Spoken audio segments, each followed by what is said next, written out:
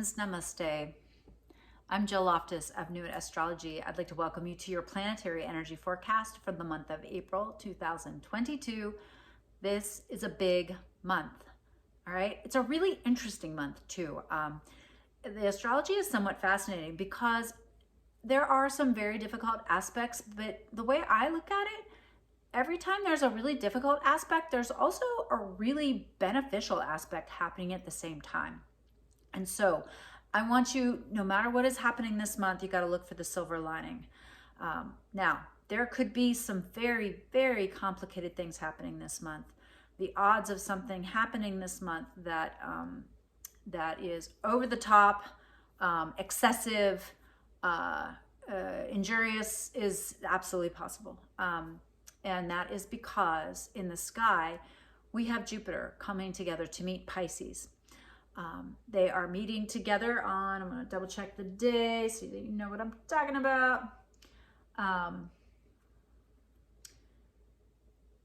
Tuesday, April 12th, 10:42 a.m. in Pisces. All right. And this is really, this is so unique. It has not been since 1856 that they have met together in that same sign of Pisces. They're both very empowered in the sign of Pisces as well. Neptune has been there for quite a long time. You know, Neptune moves so slowly. But they're meeting together at 23 degrees and they will walk into the 24th degree together. Again, this is highly unusual. And if we look back at what happened in 1856, there was an enormous amount of flooding. There was also some, of course, fighting, particularly in the United States. But this is an energy of merging and making things bigger, right? So Neptune also, I always like to point out, Neptune rules the media. And so this is an energy that can bring confusion, cultish behavior. This can amplify anything that is delusional or confused, but also it's a highly spiritualized energy. If used properly and spiritually to expand your consciousness, this is a beautiful and beneficial energy. So do know where the 23 degree part of Pisces is in your chart. Keep in mind this is flowing with the nodes of the moon as well. Hugely karmic month. All right. But I digress because we start the month off. April 1st has a full new moon. So the whole month starts with a new moon. Really unique new moon at 11 degrees of Aries. Why is it unique? Well, because Chiron is right there at 12. And Chiron is what we would call the wounded healer. It's the part of us that's a little bit of a maverick, but also a teacher and a healer. So this connection between the new moon and then the next day after the new moon on the 2nd, there's a stellium with the sun, Chiron, and Mercury. There's going to be so much discussion about healing and helping and how that can be facilitated, what your particular gift is, and also where you might be feeling particularly wounded. This is a marvelous time to set intention around those types of themes. Do watch anger, aggression, because we also, again, with Mercury in Aries as well, that's Mercury and the moon in Aries can bring a lot of strong emotions. So do moderate that, moderate any anger. Make sure that you have some physical outlets for any energy you might feel that is building within you. All right. So then we have on the 3rd, we have the Saturn precisely square the nodes of the moon. So I'm paying attention to that to kind of look at the broader cycles and see how that is influencing things. I would not be surprised if there was some kind of particular bump with resources or money, a secret emerging or coming out during that time frame. But this is a longer wave energy. But I'm just looking at that date for that kind of the symbolism to kind of observe for the rest of the month, because it is going to be a long wave aspect. All right. Now, on the 4th, we've got Mars conjunct Saturn. This is a difficult energy. All right. The warrior coming with the boss, right? Both in Aquarius. So this, again, this point is going to be squared by the nodes. This is a day to exercise extreme caution. Know your chart. Know where this fires in your chart and if it affects you. That area of your life will be challenged. There's going to be a lot of energy behind authority figures. There's going to be potential for anger. This could be very high vibed though because of the placement in Aquarius. It could really be like a coming together, a desire to come together and be a force of good. But it can also be a desire to come together and be a force for evil. Evil is a real thing. Evil exists, and those forces are being uncovered. That's part of the larger Scorpio South Node cycle. But these squares to Saturn, with Mars there, the warrior, it's a difficult energy. So slow down. That's always my Mars or Saturn suggestion, to make sure you high vibe that energy. You'll have a lot of energy to work for whatever it is you want. Make sure that the cause that you're behind is legitimate, real, valid, and worthy of your time and energy. All right, then we've got let's move on to the 7th and the 8th. We've got a Mercury sextile to Saturn and to Mars. So the 7th and 8th, a really great day for mental energy, ideas, good day for signing contracts, making commitments, moving forward with your projects. On the 9th, Jupiter gets to 23 degrees, and that is setting up a beautiful grand trine that's going to be in the sky during this time period. So on the 9th, it goes from the moon at 23 Cancer to Neptune at 23 Pisces, over to Jupiter, or over to the South Node in Scorpio. So you have Jupiter and Neptune together, beaming up to this Cancer moon, and then down to the South Node in Scorpio. So this magical triangle is going to appear in the sky, and you need to know which of those three areas of life are going to really flow together, okay? This is big water energy. So anything related to water, emotions, feelings, inspiration, art, poetry, make sure you're having a way to express yourself on the 9th. This is just a really beautiful day to step into the flow of your creative process. I'm really grateful for that energy. All right, and so then I mentioned the conjunction, of Jupiter and Neptune. One other thing that's kind of interesting about this conjunction is that it's a one and done. You know, a lot of times with these slower outer moving planets, it comes up and it'll hit a point and be like, whoa, and then it'll station and come back and hit it again and then go back forward. But this is a one and done. It's just going through and being like, Neptune, what's up? Make it bigger. All right, heading on. Because Jupiter's flying through Pisces on her way into Aries, which she will reach later, early summer. So keep that in mind. But I would pay attention to the 12th. I mean, it could fire late as well. So sometimes it fires early, it fires late with the Jupiter. So don't worry about that. All right. I do want to back up. Yeah, I forgot to mention April 11th. April 11th is the sketchiest day, at least until we get to the eclipse at the end of the month. April 11th, astrological caution flags up. There's a giant square in the sky between the moon, the nodes, and the Saturn. All right, so this is a big square. What we would call a T square. And so this square really is an activator. It puts the brakes on things. You're going to really see where things aren't working. And so be aware of that. Again, be grateful. Oh, I see. This is not, no. This is a no or a not now. Okay. I need to find another way. I need to go around this situation because it's not working out the way I want to. All right. Now, on the 14th, Mars goes into Pisces, which means, you know, the 12th, 13th, you got to pay attention because Mars will be finishing up its work in Aquarius, right? So you're going to be paying attention to what those final lessons are, and then it moves into Pisces. Now, Mars in Pisces, think about like, you know, a warrior on his horse and he's like in water. It's not a great energy, okay? you might feel a little bit more of a tendency to want to disappear, self-medicate, you know, actively, you know, wipe away reality or soften the edges. And so you've got to really pay attention to staying anchored, to staying grounded, and to not do negative Piscean experiences. Immerse yourself in addiction or confusion. All right, so that's something to pay attention to. We have a full moon Saturday, April 16th. It's at 26 degrees of Libra at 2:55 p.m. This trines Saturn and then squares Pluto. Okay, so this is like I mentioned at the beginning of the video. There's like these aspects, and then there's like a aspect with it, right? So, you know, this is endings, completions in the Libra sector of your chart.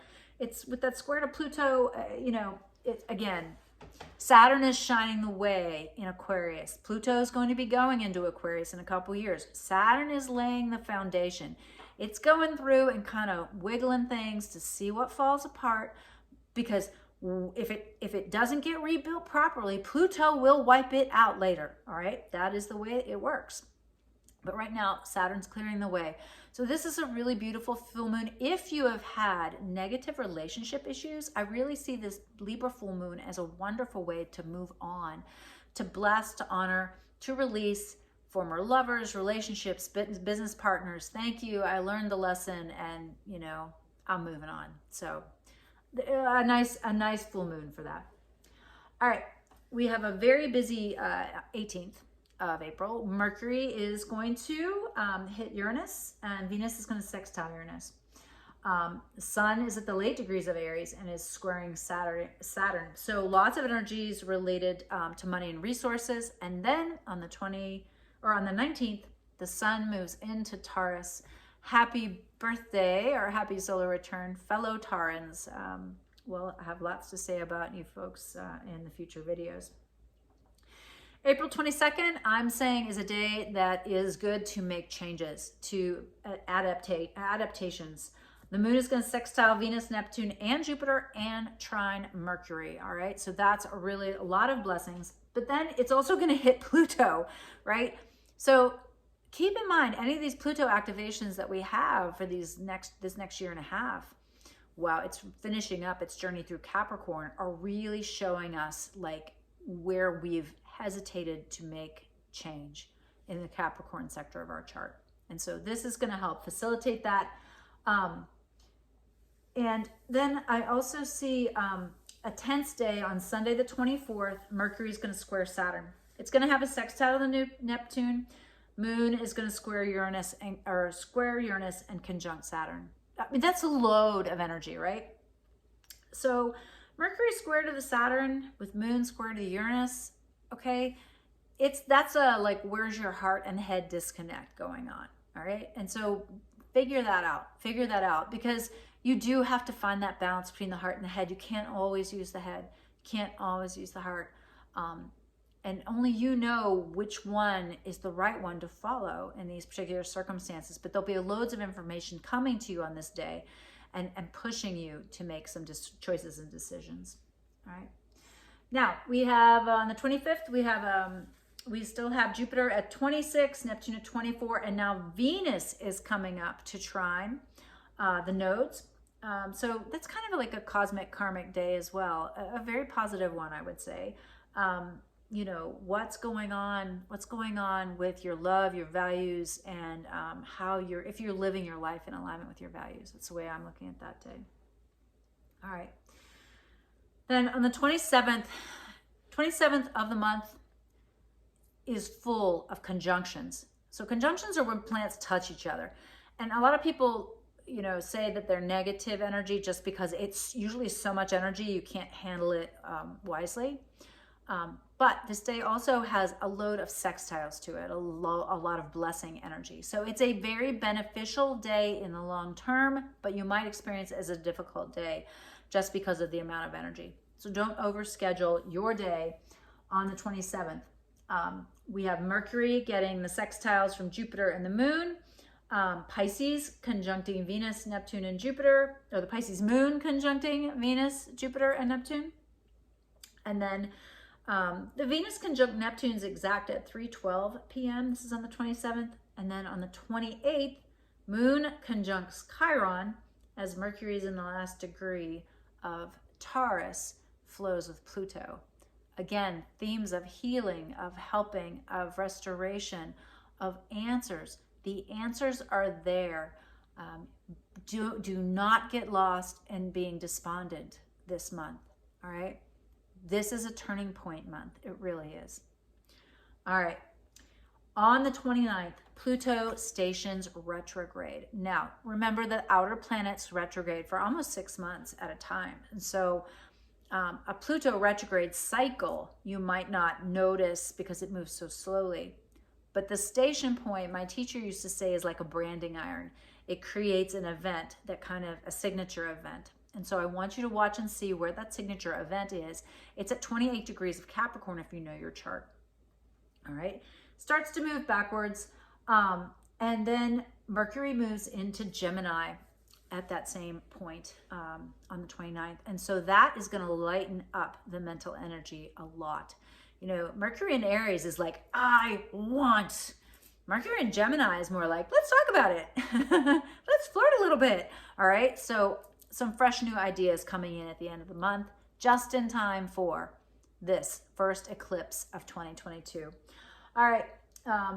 The 30th, it's a solar eclipse at 10 degrees of Taurus. This is very important because of the nodes being in Taurus, because of Uranus being in Taurus.